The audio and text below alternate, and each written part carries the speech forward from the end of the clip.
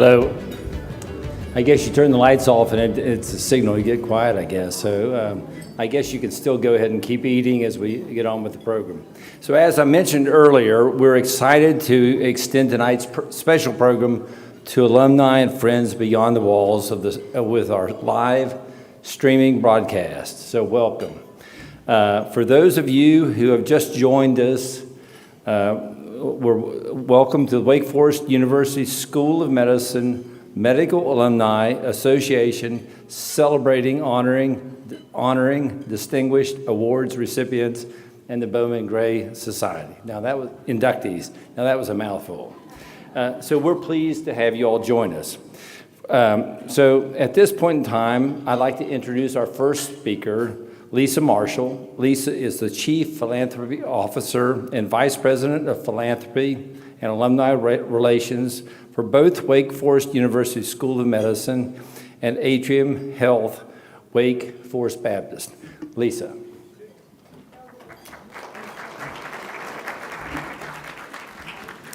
Thank you very much, Stan. Whether virtually or in person, it is our honor today to recognize members of the MD class of 1972.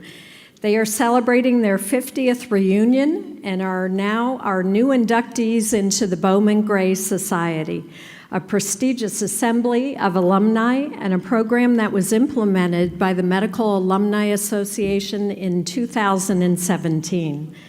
We are equally honored to present the MAA's Distinguished Awards for Achievement, Faculty, Service, and Student Excellence as they remain significant as a way to honor individual achievement and to celebrate all alumni. The MAA was founded in the 1940s and represents thousands of members who are graduates of the Wake Forest University School of Medicine or are former medical residents. We are grateful to those members who serve on our MAA board and work with us to develop programs and enhance communication among our alumni. We're also very grateful for the many gifts from alumni to the MAA Annual Fund, which helps the school continue to attract the most talented medical students, regardless of their financial needs. The annual fund provides unrestricted funding for student loans and scholarship support, library acquisitions, faculty support, and maintaining and expanding our educational programs and facilities. Additionally, I want to thank all of our alumni who have contributed to class scholarships or established their own scholarship. We look forward to recognizing you tomorrow morning and introducing you to your student scholarship recipients at our annual Scholars Brunch.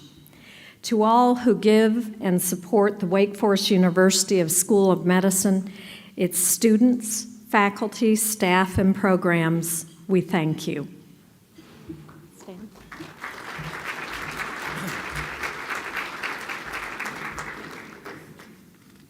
Thank you, Lisa. Wake Forest enjoys an exceptional reputation in the world of medicine and in medical education. That stellar reputation is a result of outstanding alumni, physicians trained here at Wake Forest who practice medicine for their patients with confidence, competence, and compassion. Each graduate represents the school every day that he or she practices that medicine. A member of the family who helped bring our School of Medicine to Winston-Salem and who continues to hold such a special place in our hearts and the history of our school is with us here tonight. What a treat it is to introduce Carter Gray, a graduate of the MD class of 1999. She's here to help with the Bowman Gray Society induction, and I invite her to the stage at this time. Thank you, Carter, and for helping us commemorate this special time.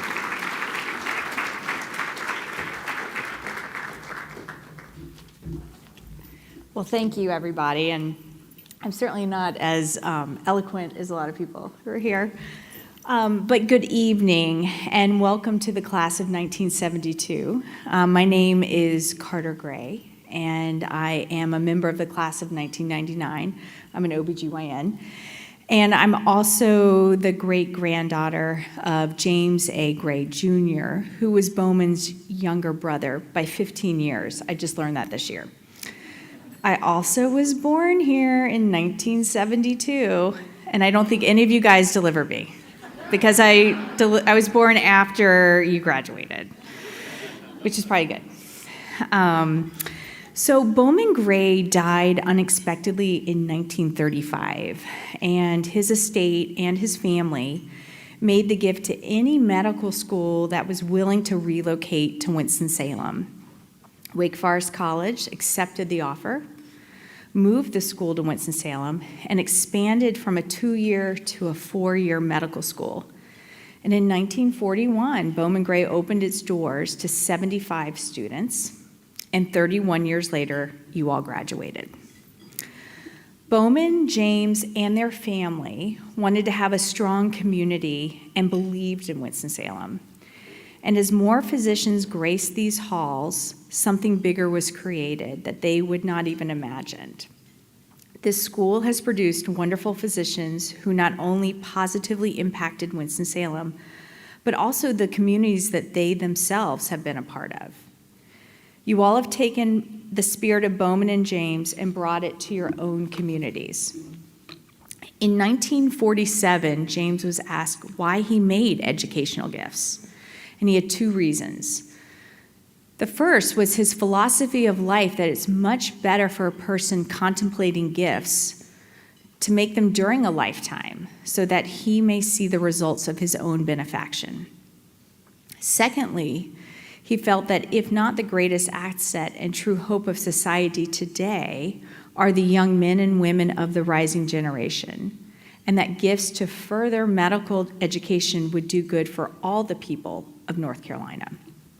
And I feel that they would both be truly humbled to see their gifts grow into a world-class institution that has produced alumni like yourselves.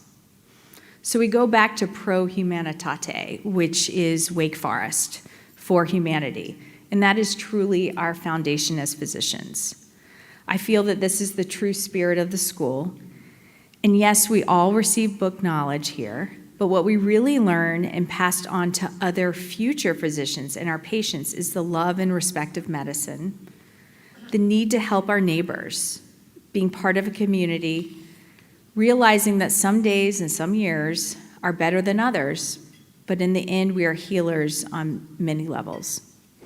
I get to go back to my roots, not only as a family member, but as an alum, and realize what a gift I have been given to be a part of this community. That it was here that I learned to love medicine. It was here that I learned the art and the science. It was here that I learned who I am, gave me the ability to grow. I have a feeling that some of you all have experienced the trials and tribulations of medicine, but here you sit as physicians and classmates, celebrating all you've done together and separately for your patients, but also for your community. And so for the class of 1972, congratulations on this achievement, and we thank you what you've done for this school, this community, and for all of those you have served.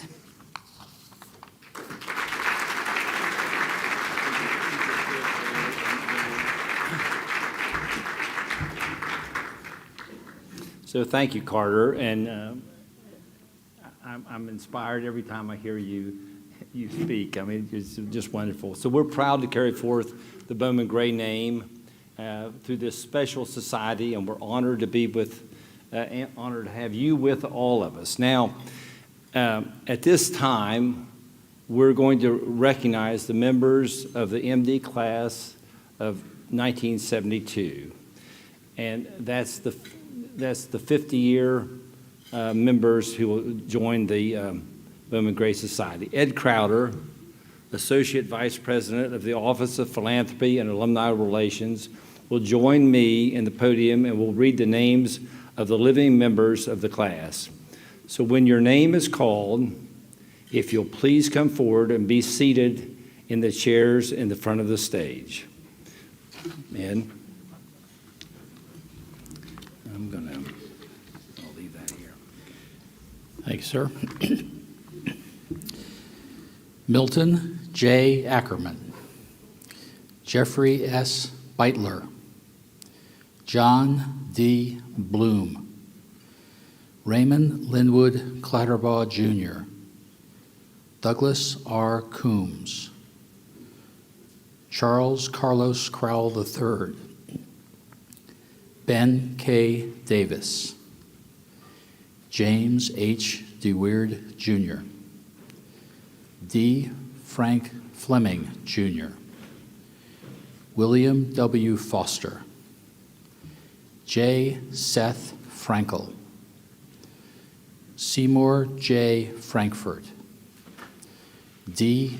John Godin, Jr., Ray L. Green, Richard Raymond Jadetti, David B. Hansel, Richard Ronald Arillo, Stephen William Hebert, William Norman Park Herbert, James Cranford Hoyle, Jr., William E. Hutton, Joseph B. James, Robert I. Katzen, Stephen M. Keel, William Dwight Kernodle, Larry H. Knott, Jr., Richard Oliver Manning, Donald E. Matthew, Jr.,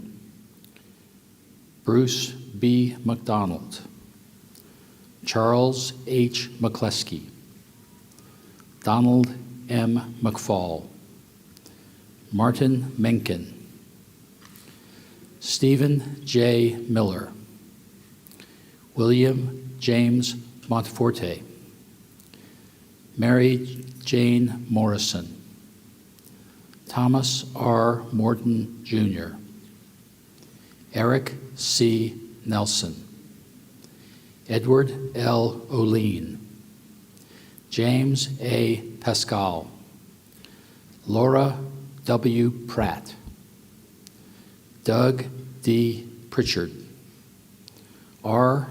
Neil Reynolds, Gerald James Sheely, Robert Allen Simmons, Elliot J. Spanier, Hugh T. Stoddard, Jr., David E. Song, George J. Van Komen, Louis Weinstein, Frederick W. Wakander, Leon F. Woodruff, Jr.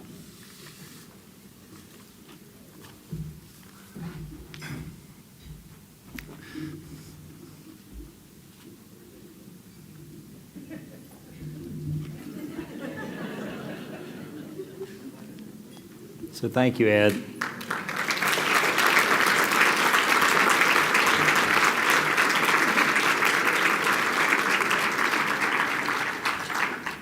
This esteemed group is joining more than 400 fellow alumni as members of the Bowman Gray Society. And each inductee will receive a handcrafted medallion bearing the Wake Forest University seal and the likeness of Bowman Gray to be worn at medical school events and meetings. I'm delighted to present our Bowman Gray Society inductees who are in attendance today, and now I'd like to ask them to stand.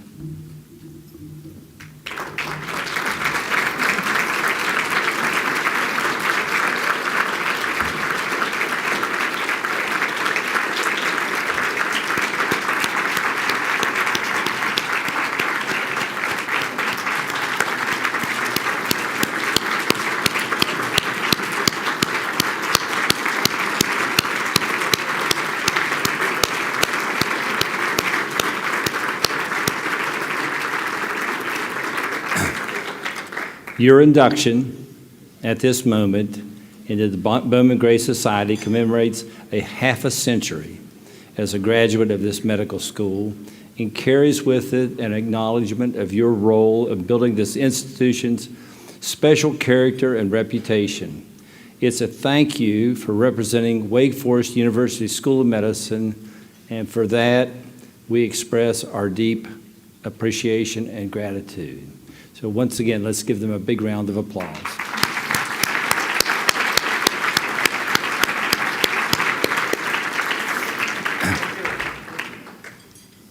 I now invite Carter Gray to come forward to present the medallion and ask the class of 1972 to stand and receive your medallion. And please remain standing if you're able until all the medallions are presented.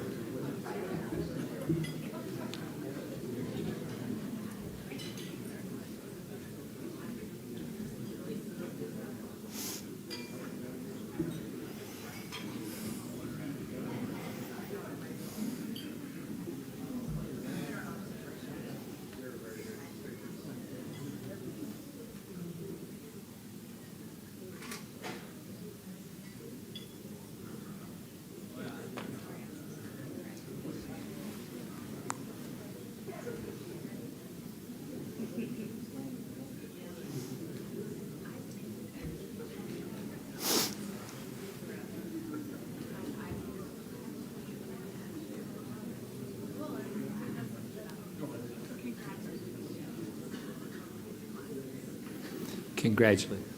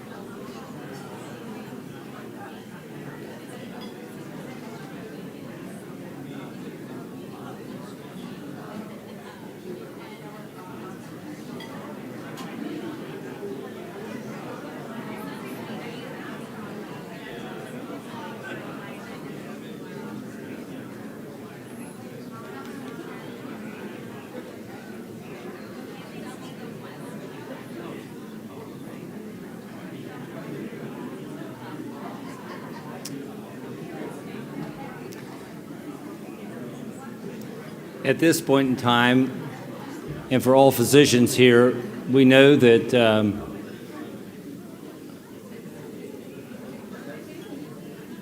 there's a lot of special people behind these individuals. So at this point in time, can I have the spouses and the family of our new inductees to stand, please?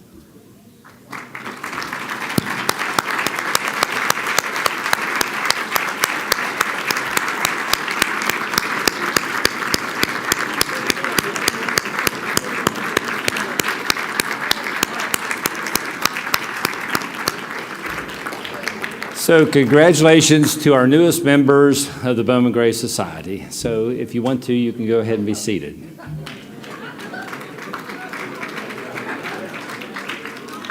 So thank you.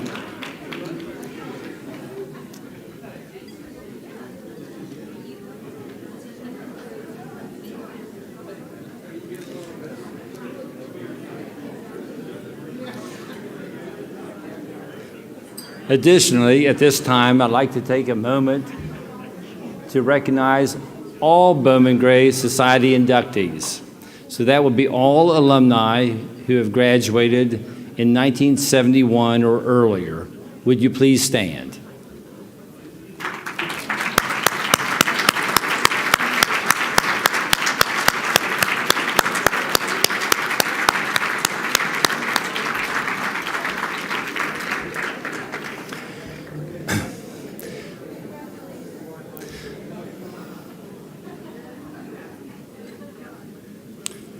So at this time, it's my honor to present this year's recipients of our Medical Alumni Association Distinguished Awards.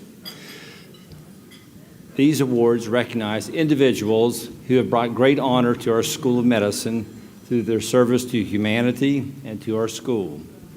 We will also honor a fourth-year medical student who has demonstrated the potential to fulfill the high standards established by tonight's honorees and those who have been honored throughout our school's history.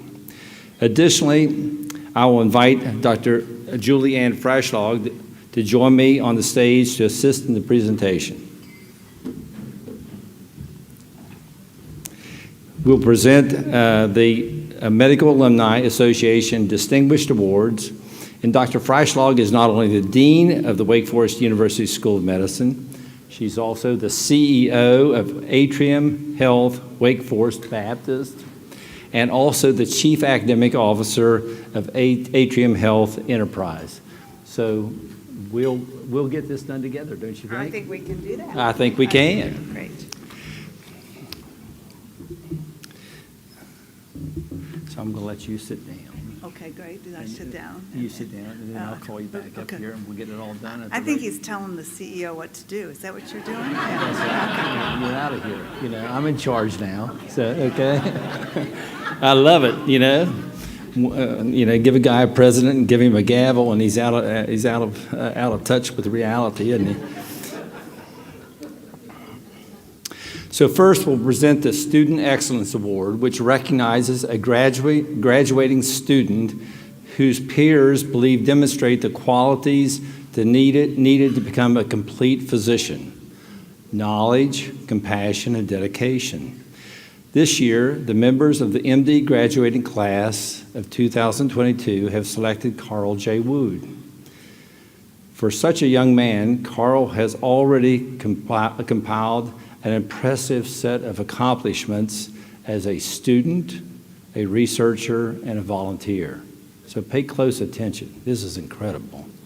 I added that. So after graduating from Davidson College, he spent 2 years in Malawi and Sierra Leone, where he started and worked in over 52 clinics devoted to improving nutrition. While there, he worked on multiple research projects as well. As a medical student, he served as chair of the Honor Council, took part in neurology research, helped develop a curriculum in biochemistry, and received the Peacock-Plonk Award for outstanding work during the third-year clinical rotations. He and his classmates were deeply affected by the COVID-19 pandemic, and he turned the situation into an opportunity to help others. He organized an effort to visit homeless people quarantined in a hotel and helped them schedule medical appointments, fill prescriptions, and arrange for primary care needs. He also worked with students and faculty on ways to adapt the curriculum to accommodate some of the rapid changes the school has faced during the pandemic. Upon his graduation, he will head to Boston, where he began his residency, first at St. Elizabeth's Medical Center, and then at the Brigham and Women's Hospital, focusing on neurology. On top of that, Carl has developed a wide range of talents. He's played the piano for more than 2 decades, having performed both as a soloist and with an orchestra. He's acted in theatrical productions. He's completed several powerlifting competitions, and by his own account, he bakes the world's best carrot cake. So in this video, he'll share more about his student experience and his hopes for his medical career.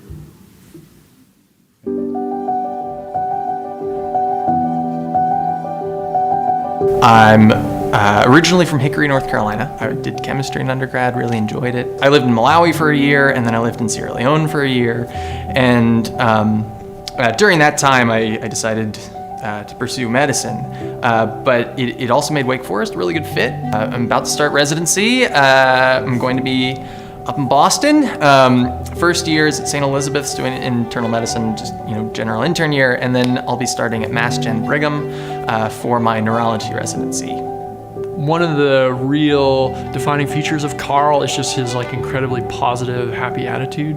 So he's the kind of person that you'll bump into and he will just be so happy to see you and ask you how you're doing, and he'll remember things about what was going on with you the last time he saw you and ask you about it. And you might see him at 5:30 in the morning in the hospital, and he'll have a smile on his face and he's got the spring in his step. And I think one of the first things that I noticed about Carl, and is true to this day, is just how great of a person he is, how outgoing he is, and how helpful. And he's that person that middle of the night you get a page and you need help, you want Carl by your side. I think looking back at med school, when I realized this is for me, I think was probably just after my internal medicine rotation.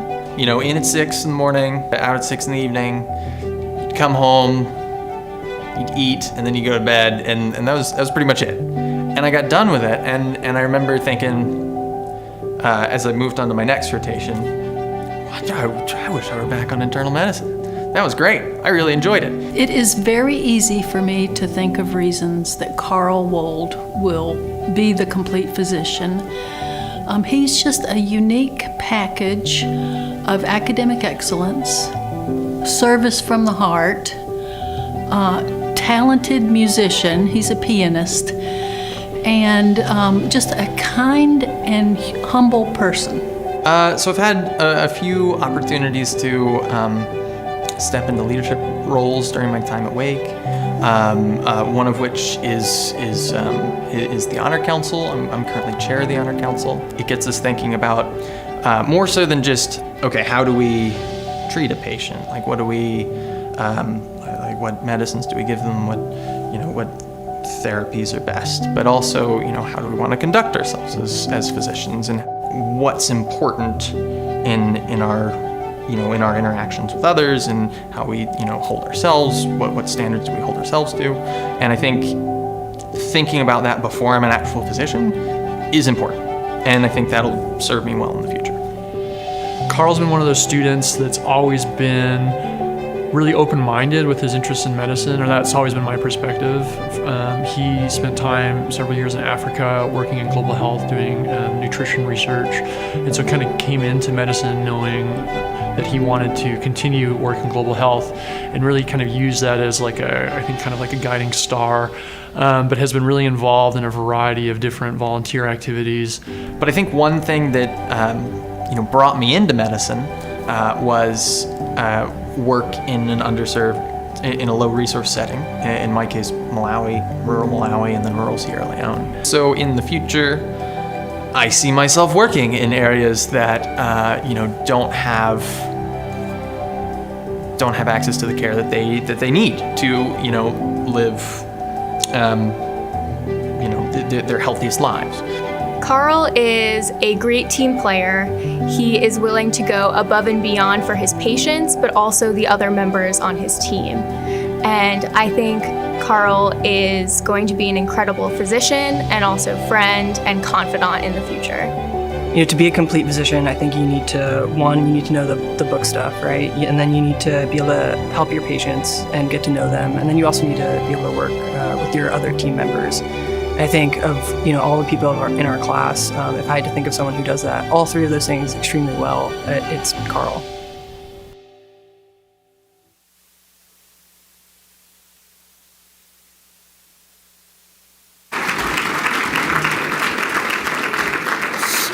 So for demonstrating the qualities needed to serve as the model of a complete physician, the Medical Alumni Association is proud to present this year's Student Excellence Award to Carl J. Wold. Carl, you want to come forward?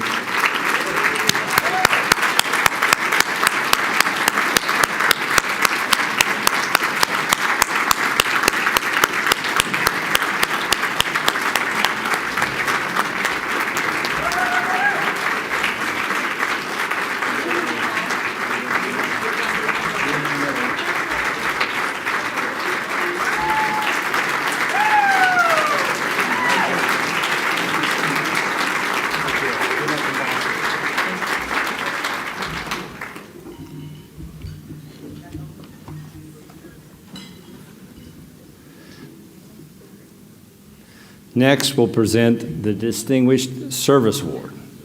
This is presented each year to an individual who has demonstrated themselves through outstanding contributions to the Wake Forest University School of Medicine, Atrium Health, Wake Forest Baptist, the community, or the practice of medicine.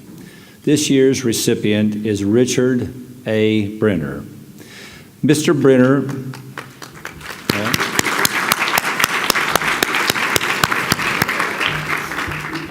Mr. Brenner has made serving his community a lifelong pursuit. He returned to his native Winston-Salem after graduating from the University of Georgia and helped run a very successful family business, Amar Garage Doors, and has been giving back to the community ever since.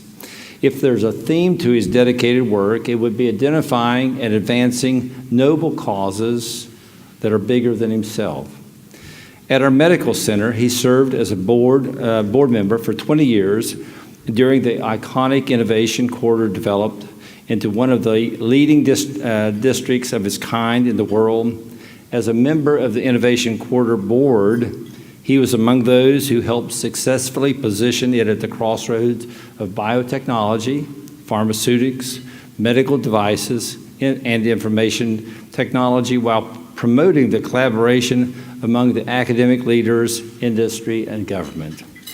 Also, at our medical center, he has generously supported Brenner's Children, Amos Cottage, the Cancer Patient Support Program, and a campaign that funded the new neonatal intensive care unit at Brenner's Children. Business in the community that have benefited from his work as a board member include Blue Rhino, Fuel Rod, Primo Water, Samet Corporation, and Southern Community Bank and Trust. He's also served on the Better Business Bureau of Forsyth County and the Winston-Salem Chamber of Commerce. He's a co-founder of ABC of NC, which supports individuals with the autism spectrum disorder, and has served his faith community through the Temple Emmanuel of Winston-Salem and the Winston-Salem Jewish Community Council. Never one to retire, he's now running a new business that uses technology to create beautiful images on aluminum. And he remains committed to improving his community through service. In this video segment, Mr. Brenner shares his reflections on a lifetime of work and service.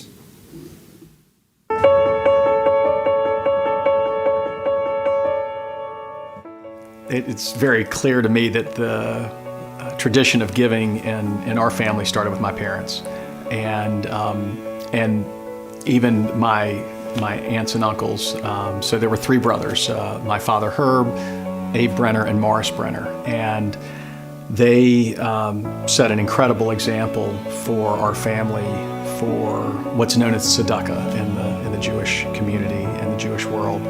And a lot of people think of this word tzedakah and think it means charity, but it doesn't. It's a commandment in the Torah to give back.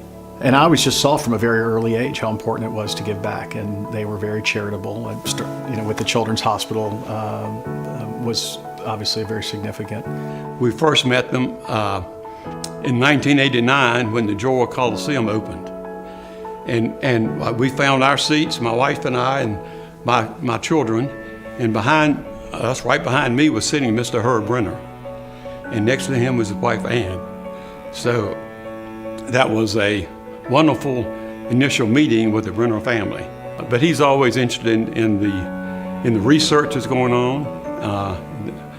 That's a big presentation on the medical center part of the board. And he's always interested in all aspects of the medical center.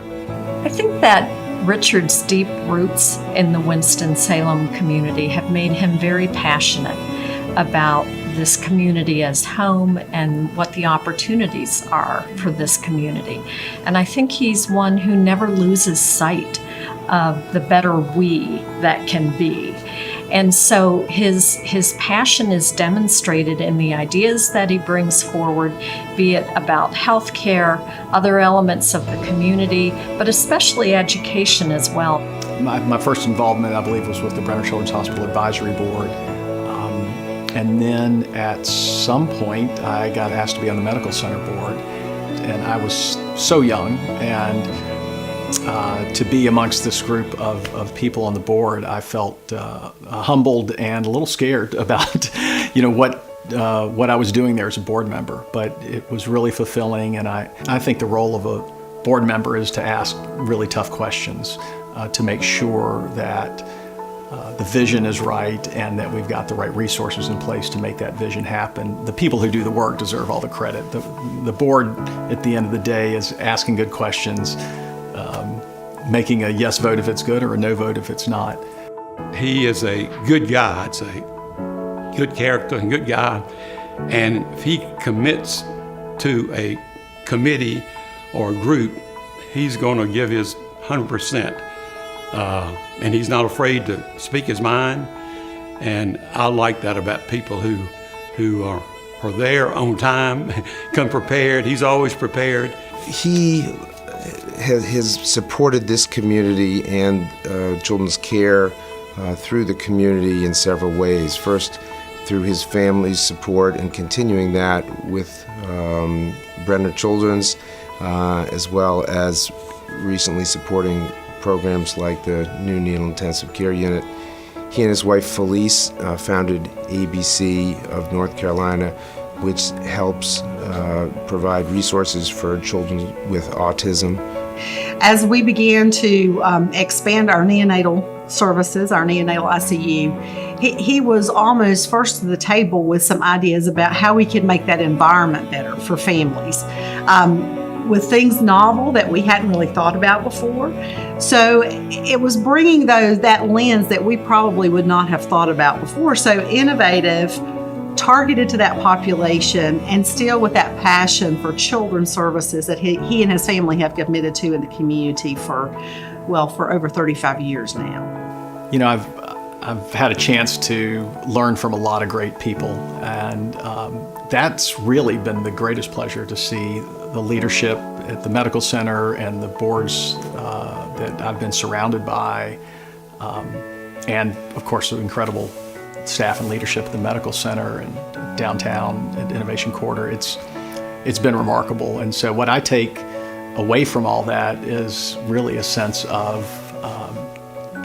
learning and a sense of pride in what everyone has accomplished to make Winston-Salem a better place than it was the year before, and a decade, and 5 decades, and 10 decades before. Things I think about when I think about Richard Brenner are someone who's really selfless and puts others' concerns and welfare above his own, who puts himself out, is willing to roll up his sleeves and really help at a ground level.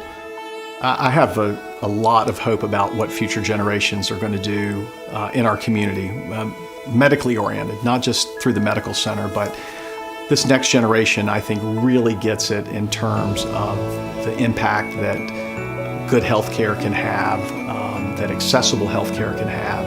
And I think that maybe for my generation has laid a good groundwork, and the next generation has seen what hard work and dedication can do for a cause and can advance that forward.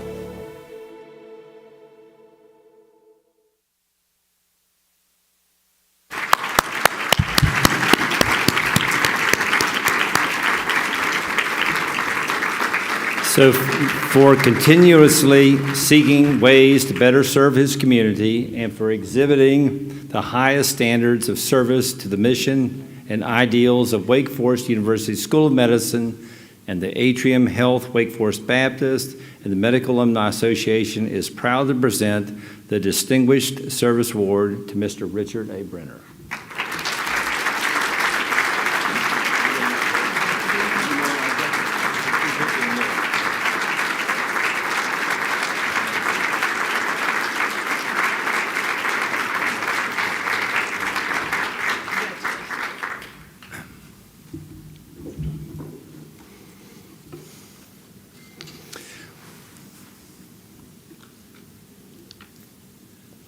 Next, we present our Distinguished Faculty Award. This is presented to individuals for outstanding contributions to the School of Medicine and Atrium Wake Forest Baptist through teaching and research and by demonstrating the highest of academic medicine. This year's recipient is Dr. Edward G. Shaw.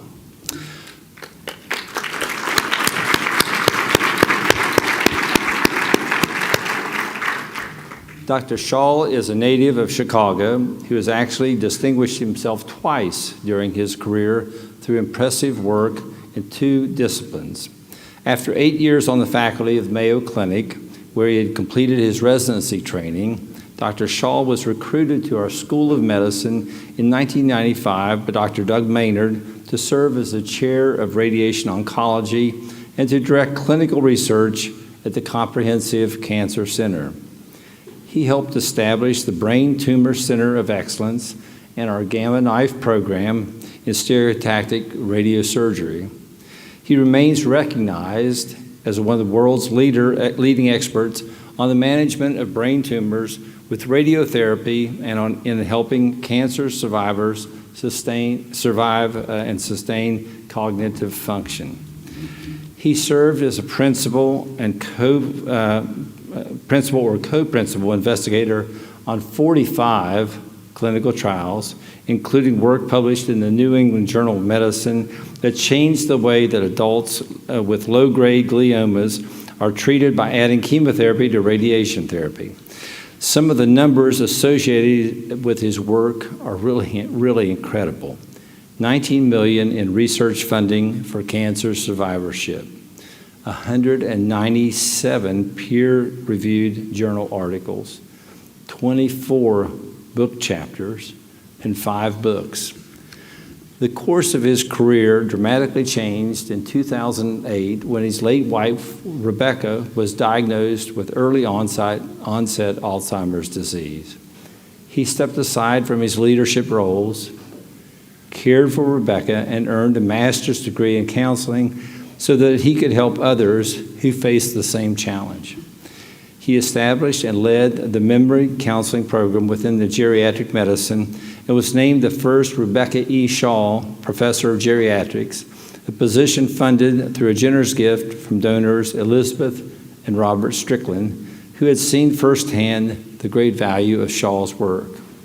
His impact reaches around the world. After he led a fundraising effort to open a cancer center in India that would care for all races, religion, and social castes, the Edward G. Shaw Radiotherapy Center opened in 2010 in Bangalore Baptist Hospital.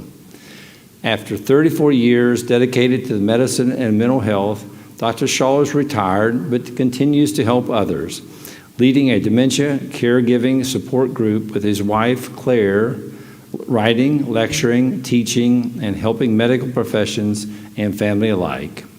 In this video, Dr. Shaw reflects on his career and his many contributions to medicine and wellness.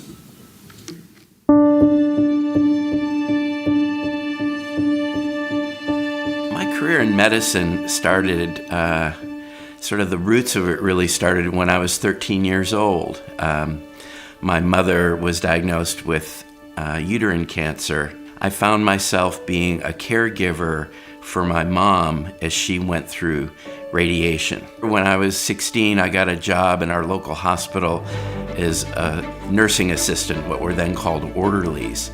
I think between caring for my mother and having that experience as a hospital orderly, those were really the roots of wanting to become a radiation oncologist. He is a person that exemplifies the spirit of excellence.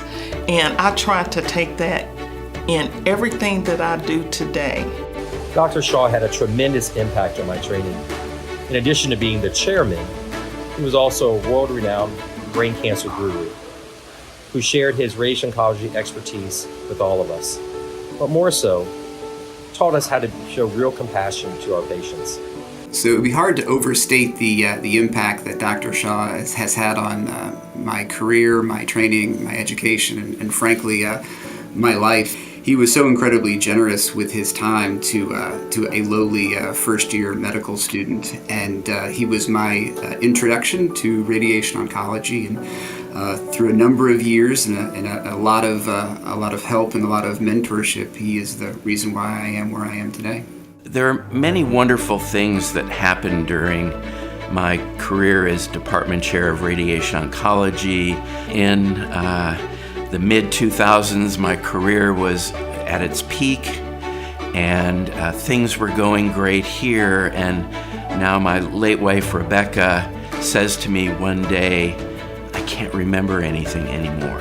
And ultimately, she was diagnosed with early onset Alzheimer's disease. He was absolutely at the peak of his career and what everybody wants to attain when they get into this career. His response to his wife's diagnosis and the experiences his family had were to step down from his position, being the head of all that, and give that all up. So I left this 25-year career in medicine and became her caregiver. Life is full of lots of losses and transitions, and you have the opportunity to do things with those losses and life transitions when they occur.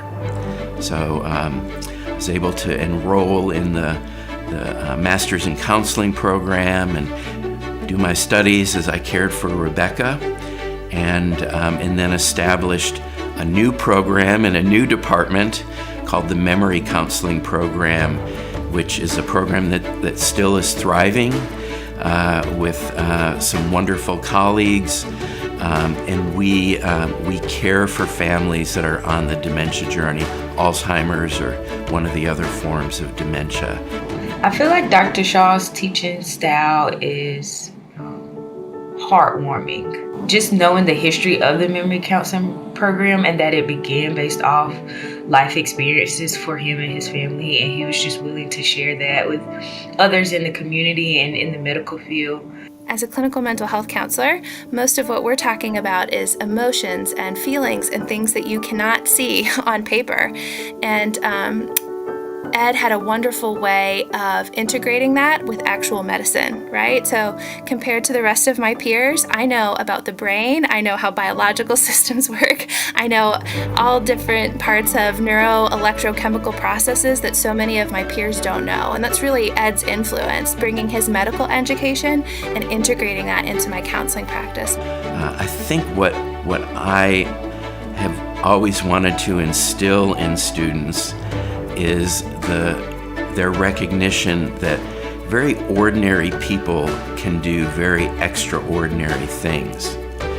And I consider myself a really ordinary person whose life has given him opportunities to do extraordinary things. I see his impact on the students in radiation and memory counseling as memories that they will always have to take throughout their lives. Dr. Shaw taught them, professionalism, what to look for, how to care for a patient. I know I've told you this in person, but you changed my life. I would never be in the field that I'm in. I would never be working with the patients and clients that I am if it wasn't for your hands-on teaching and education. And so it's a pleasure not just to call you a teacher, but now a friend and a colleague. There are many people who I'm very thankful for who have contributed to supporting me during my life's journey. Been blessed with a wonderful family.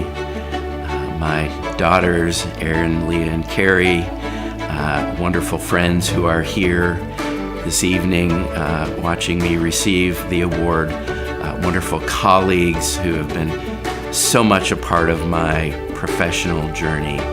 So yes, it's an individual award, but received on behalf of many people who have knit the fabric of my life.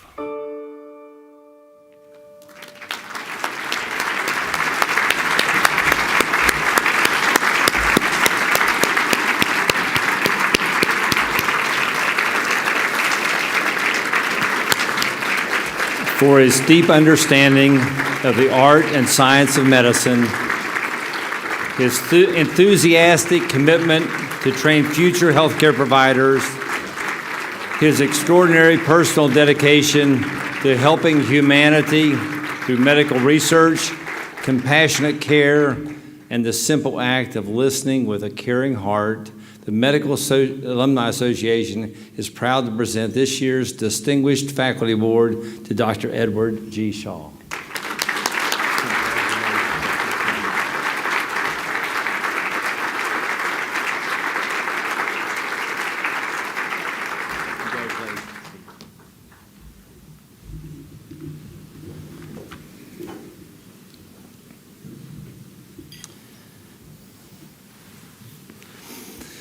Finally, we present the Distinguished Achievement Award. This is presented to alumni who have distinguished themselves in the medical profession through patient care, research, and leadership. This year's recipient is Dr. John R. Nelson III of the MD class of 1985.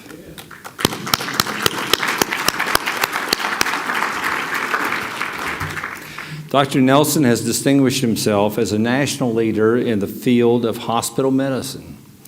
It is safe to say that our understanding of the role of the hospitalist in healthcare today would not be what it is without the pioneering work of Dr. Nelson. Following his residency training in internal medicine in 1988, he began practicing as one of our nation's first hospitalists, first in Florida and later in Washington State. In 1997, he co-founded what is now known as the Society of Hospital Medicine, which he and one fellow hospitalist first managed from their homes. The organization now has more than 5,000 attendees at its annual conferences, and its publication, The Hospitalist, now reaches more than 30,000 readers. The Society honored him in 2010 as one of its first 3 recipients of its highest honor, the Master in Hospital Medicine. As a consultant, Dr. Nelson has helped launch or enhance more than 300 hospitalist programs across the country, working with critical access hospitals and large healthcare systems such as Cedars-Sinai, UC San Diego, Ohio State, and many others. He has spoken at numerous conferences nationally and internationally, published work about hospital programs, program management, and peer-reviewed publications such as the Journal of the American Medical Association, and he shared his expertise in such mainstream media outlets as the New York Times and the Wall Street Journal, as well as others. He continues his career at Overland Medical Center in Bellevue, Washington, where he's currently focused on ensuring provider well-being and preventing burnout. In this video, Dr. Nelson discusses the career successes and what Wake Forest University School of Medicine has meant to him.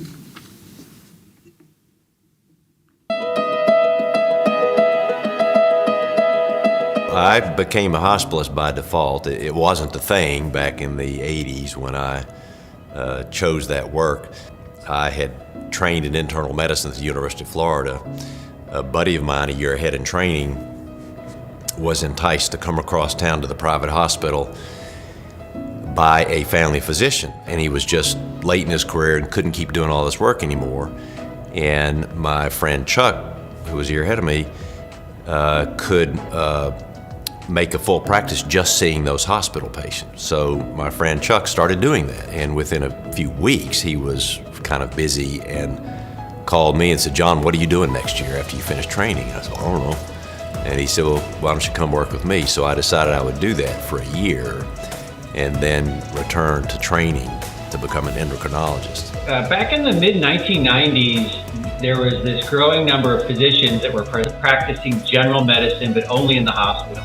John, along with his colleague Wynn Woodcomb, recognized early that there was a growing number of internists and other physicians that were practicing primarily in the hospital. One of the things that happened that I think got John and I both very excited was an article came out in the New England Journal of Medicine titled The Emerging Role of Hospitalists in American Healthcare. John and I both saw that article. That changed my life and it changed his life as well. And we both got in touch with the author. I had written an article that was published in the New England Journal that coined the term hospitalist. And the article talked about the rationale why we might need and might be seeing the emergence of a new field in which physicians focus on taking care of sick patients in hospitals. When I first started doing it, I really felt like this is not a reasonable way to have a career as a doctor. It's sort of cheating. It's not very professional. It won't be highly regarded. I really do need to move on and do something else soon. But I kept liking it enough. I didn't really want to change. When people learned what I did at like someone from another hospital, they would always find it quite interesting and want to hear more about it from me. And they would often conclude, boy, we need something like that in my hospital. So then they began even asking me to come explain to them how to do it. John and I connected about 20 years ago, and at the time John was just had started a component of his professional career that involved consulting with hospitals around the country to help them start new hospitalist programs. And he wasn't satisfied with just taking care of patients and doing the work that he did by himself. He was interested in knowing if there were other people around the country that were doing the same kind of hospital-only internal medicine work. So very early on, he began reaching out to other hospitals to see if they had any doctors working there that were doing hospital-only work and not having office practices, and managed to connect with a number of other people who were doing the same thing. And John was the one who reached out and sort of started finding all of these people and pulling them together. And then he and another guy, a doctor by the name of Win Whitcomb, who was practicing in Massachusetts, decided that together they would form a medical society. Since John came along and was one of the real pioneers in hospital medicine, it's become the fastest growing field in the history of medicine, I believe. So we've gone from 0 to 65,000 hospitalists in a couple of decades, and John was at the very front of articulating the field. Yeah, that's very thrilling and flattering to have been around at the beginning and to have had a role in connecting people and helping build the infrastructure for our field and our professional society. A lot of people did that, certainly not just me, but it has meant a lot to me. It's great that he's done two great things, SHM, and gone into the field to help, but it's also just wonderful to work with somebody who's so genuine and altruistic. And then the third thing is that I think he's a musician, which is pretty impressive. So I'm so grateful to Wake Forest for educating me, for being the place where I grew up, for giving me memories to last a lifetime and skills on which I could build a career. I can't imagine having done that in any other place.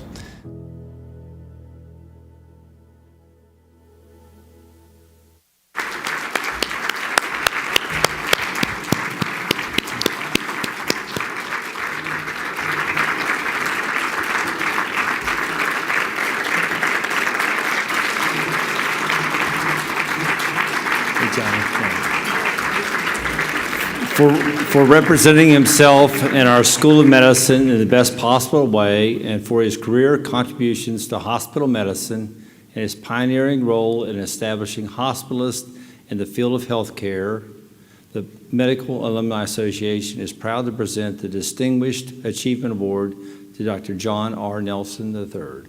Congratulations.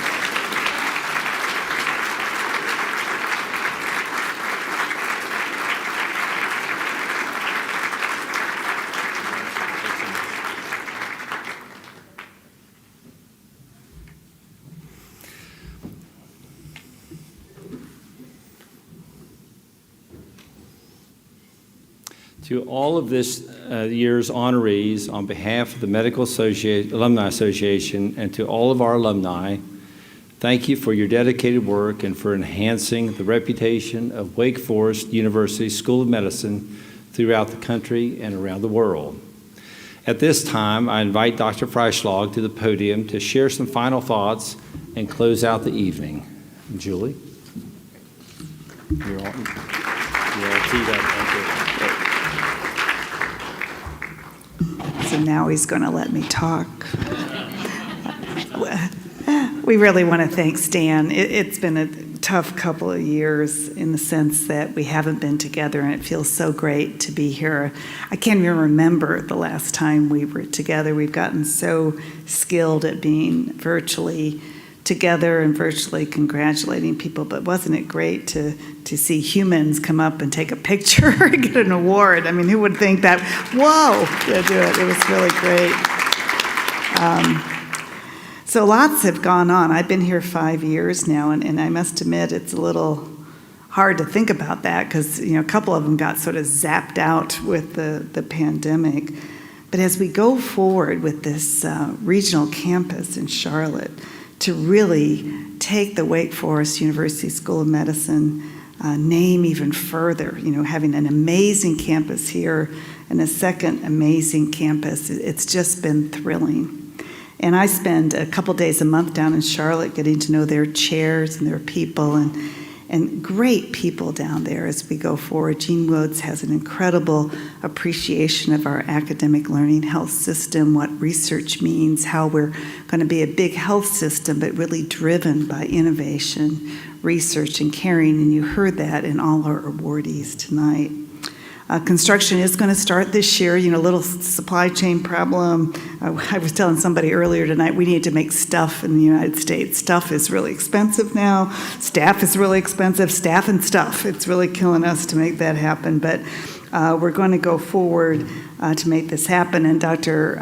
Angela Sharkey is here tonight, who's really going to put together our medical school campus application, which she has done in South Carolina, and really make this happen. We have been approved, as you know, for the third and fourth years. We have third years down there longitudinally. Many want to go down there in the fourth year. Many fourth years want to go there.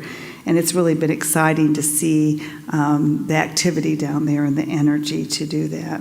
This growth is going to position us to be a leading educator of medical professionals in North Carolina, the biggest, right, to make that happen. And because of our nature of who we are and what we do, these training opportunities and the people we'll train will be unique, like all the recipients tonight, whether it's developing hospitalists or working abroad or transitioning because you need to take care of loved ones or making sure you carry on philanthropy from your family.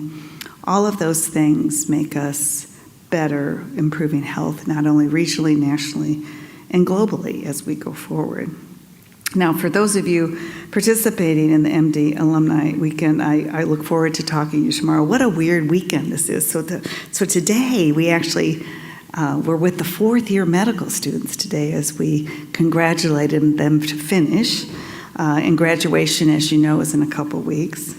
Sunday, we actually do the white coat ceremony for the first-year students from last summer because, of course, COVID got in that way. So we got those students to make it happen. And tonight, I actually was at a trustee event where we honored Donna Boswell, who's been on our board and done amazing things, and it was one of the main reasons I came here. So it's sort of like full circle, looking who's beginning, who's ending, what's happening, and our growth and our combination with the university, with our new president, Susan Wente. And if you haven't met her, I mean, she's incredible. She's a scientist, cellular biologist that came to us from Vanderbilt. And so amazing new leadership. We were led incredibly well by Nathan Hatch, incredibly well by her.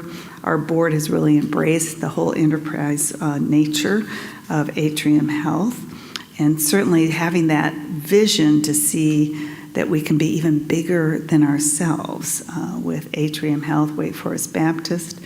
I'll tell you, I've hired 10 chairs since I've been here, and 5 men, 5 women, just counting. And they come here because of this amazing aspiration of what we can be even better in Western North Carolina to deliver great care for everyone. The 3rd and 4th year students we talked to today have never been in a hospital without COVID-19. So they started their 3rd year. We pulled them off at 2 weeks because we didn't know what to do, right? And they have never practiced without active COVID in the hospital. A lot of COVID. We had quite a bit of COVID, and then we had tons of COVID in January and February this year. And they are the bravest students ever as they went through the rotations. We couldn't do away rotations, online interviews, just a whole different process of what they had to go to do. How brave were they, not to mention our faculty, our residents, and everyone else who's gone through this. And as a leader, I went to look at, where's the chapter on how to lead through a pandemic? I missed that class, and so I was just really relying on the incredible team. I cannot tell you what an amazing team I have that leads our medical center and school. We meet every week. We can't wait to see each other, either virtually or in person. We all have an opinion. We all weigh in. It's just an incredible team that keeps us going to the right place. And I can't thank them enough, or thank you enough, for believing in us. There's been a lot of bumps. We've grown. NICU, as you heard about, 3,200 deliveries. Thank God we did that in 2019. Can you imagine if we did it in 2020? That would have been a mess. But we expanded delivery services, expanded our reach of 5 hospitals, $4.5 billion now with Atrium, really taking care of 7 to 8 million patients who have actually volunteered to help us with COVID vaccinations, COVID antibodies, really helping us go forward. You just can't have a better way to deliver care. So the word I want you to take home with you today, and this is the word I gave the students today, this is the word I gave Donna Boswell today, is warrior. We've all been warriors this last 2 years. Because no matter where you were or what you were doing, this has been hard. Whether you've lost a loved one, whether you've been sick with COVID, whatever you've wanted to do, you couldn't do it. And our young people have been affected way more than us because everything they dreamed to be, they couldn't do. And so now we need to really give them the spirit to go forward. So remind yourself of what you've been able to overcome and take a few minutes for that. Our award winners overcome many things. And all the times you felt like you weren't going to make it through, and tomorrow I can share quite a few of those with you, and you proved yourself wrong as we went forward trying to take care of patients going through COVID crisis, as well as trying to take care of everyone with other diseases.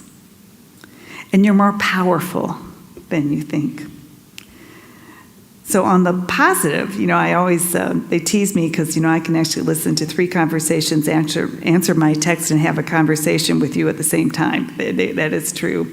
I just got a text from my fellow, Ashley, who had a baby, as well as one of my young faculty. So we have 2 women out on maternity leave. She gave me a beautiful picture of Lena today because I gave her a bag of gifts, right? She goes, "Thank you so much for the bows and the bibs and the socks and the washcloths and the wrap and the giraffe you gave my child to do that." She's one of the best vascular surgeons I've ever met. We trained her in general surgery. She's with us, and now she's a mom. And when you look at what we need to do is to balance not only what we do clinically, what we do in research, what we do for public service, but for ourselves, and maybe continue to support all of our people, not only to be a great vascular surgeon, which she is. I actually love her a lot because she's shorter than me and I don't have to stand on a stool, so it's really great. But also that she had Lena this year, and that was something that we could do without even pausing. So thank you for being here tonight. We look forward to tomorrow. We'll have some great conversations with all of you, and I can let you know even more things that we've accomplished. And I do appreciate Stan leading us through this mess where he hasn't been able to see all of you, but boy, are we glad to see all of you tonight. Thank you so much.